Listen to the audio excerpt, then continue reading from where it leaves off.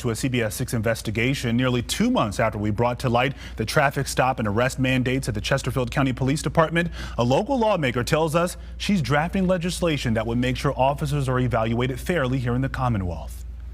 Much of the legislation that is brought to the forefront is because someone has brought something to our attention, and that's exactly what you all have done. Well, Delegate Dolores McQuinn, whom you just heard from, says she received several calls and emails from concerned citizens after our original report. And we've learned she's not the only leader who heard from upset people in the community. Our Melissa Hipolit investigates what other county leaders are saying about the story behind closed doors. It's unbelievable. For the first time in his life, James Ballard became angry enough to fire off an email to his county representative. I hope this doesn't currently reflect the policy of Chesterfield County Police Department. Ballard sent the note after CBS 6 aired a report about the county's traffic stop and arrest mandates. I want a truthful response. Is this the way police officers are evaluated in Chesterfield County?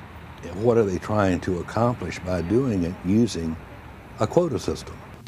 In our original investigation, we showed you a former officer's work performance plan. It showed the following requirements: 2 to 3 traffic stops per day and 1 arrest per day. Failure to meet those expectations would lead to disciplinary action. Would you call this a quota system? Absolutely not. Why? It's a performance standard. Lieutenant Colonel Dan Kelly said the department comes up with those benchmarks after an in-depth review of all stop and arrest numbers from the previous year. I don't sit behind my desk and just arbitrarily come up with some number of a performance standard that I think our officers should meet. They are held accountable to what their peers do every day. In the nearly 2 months since our report first aired, we've learned the department is still using that evaluation system, and there are no plans to change it, even though similar systems have been banned in other states like Illinois. I can't see the quota system as being needed to get law enforcement accomplished.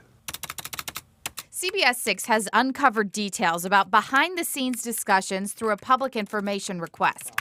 In an email sent to County Administrator Jay Stegmeyer by Susan Pollard, she's the Director of Public Affairs for the county, Pollard advises Stegmeyer about how to address the topic during an upcoming newspaper interview. She tells him, quote, "If you really get pushed on quota versus benchmark, use this. Don't say quota or benchmark, even repeating his words," end quote.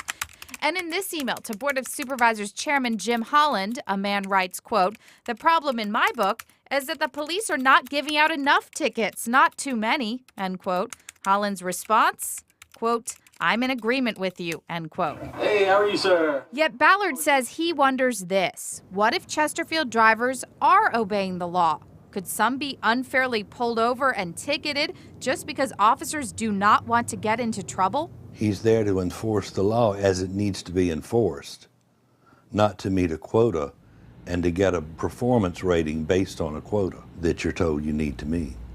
And that was our Melissa Hipolit reporting. Now, Chesterfield's Chief of Police, Colonel Terry Dupuy, denied our request for an interview on camera. Now, we did confirm with the Virginia Association of Chiefs of Police that performance standards and ticket quotas are definitely a topic they will discuss with their legislative committee this fall. In fact, we learned through a public information request that the association and the Chesterfield Police Chief are reviewing laws in other states, quote, just in case the association is forced to compromise on a piece of legislation.